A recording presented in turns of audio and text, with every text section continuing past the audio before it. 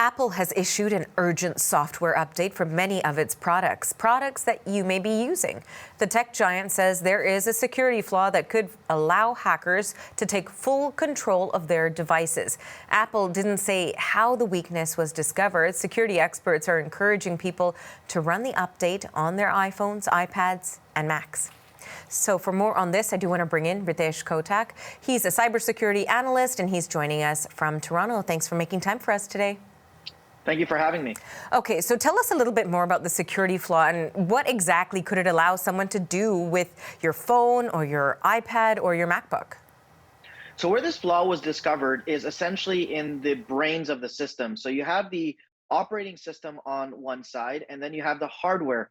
And in between is essentially the core, and that is where the vulnerability was discovered. So if hackers, fraudsters are able to embed malware between that, it essentially allows them to get full access without you even knowing. And just think about what your device has: location, camera, microphone, and all that information could essentially be gleaned and accessed by these hackers.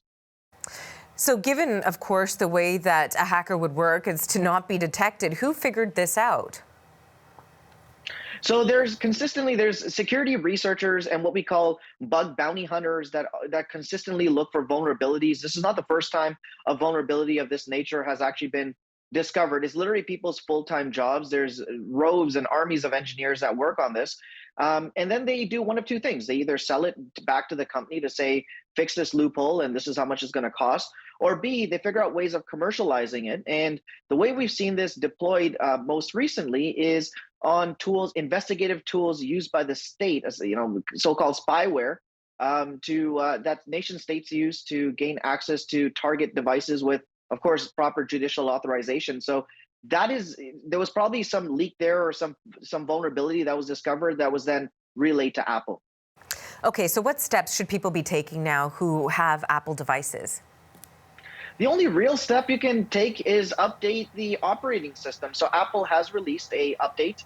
So go into your settings on your devices, whether it be your iPad or your iPhone, go into your settings and ensure that you have the latest operating system. So update it like right away. And then I would also recommend turn on automatic updates if it's not already done so. These vulnerabilities are being discovered that much more frequently, and it's important that you stay up to date, because 9 times out of 10, these updates are security patches and not net new features. You know, given the fact that we are seeing these updates, these security patches so frequently, you can't help but wonder how safe the technology that we use really is and whether or not people realize how vulnerable they are. And with this particular hack here, essentially the hacker can get full administrative access, complete control of your device. How much do you think people are aware of how vulnerable they are because of the technology they use? I think people are starting to realize, because we're talking more about it, of these types of vulnerabilities, and we hear consistently around cybersecurity related issues or privacy related issues and data breaches. So I think people are like, okay, I am vulnerable. So what do I have to do to protect myself? And it's pretty clear. If you say I'm going to go completely dark, I'm not going to use these devices, well, that's not reasonable, because we live in a social cyber digital age. So all the more reason to keep your systems updated, and just understand that if you're going to pop anything on these devices, which is essentially our entire lives, there is a potential that it could be weaponized against you. What sort of steps do you take on your devices at home to ensure that your privacy is being protected? So some of the things I do is I make sure that my devices are consistently up to date. That includes the device itself. It includes the apps.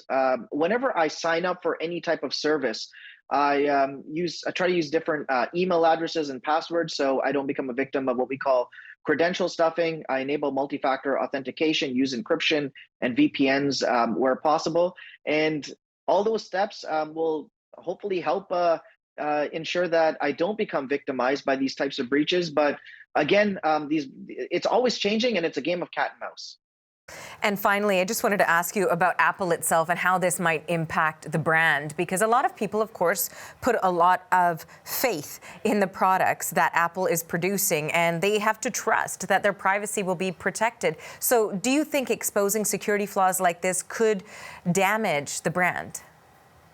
So the thing is that no matter what type of device you're going to use, there's going to be security flaws that are going to be discovered and then patched. The question is, how quickly are they discovered and how quickly are they patched? Unfortunately, there's few vendors out there that create devices, consumer grade devices that we use. So is this going to impact Apple? I don't think so. I think Apple was quick to put out a security release, but I think it's going to come down to user choice. But again, this is the social cyber digital world that we're living in. We really don't have any other option. Thanks for your thoughts on this today. We appreciate your time, Ritesh. Thank you so much for having me. That was Ritesh Kotak. He's a cybersecurity technology analyst, and he joined us today from Toronto.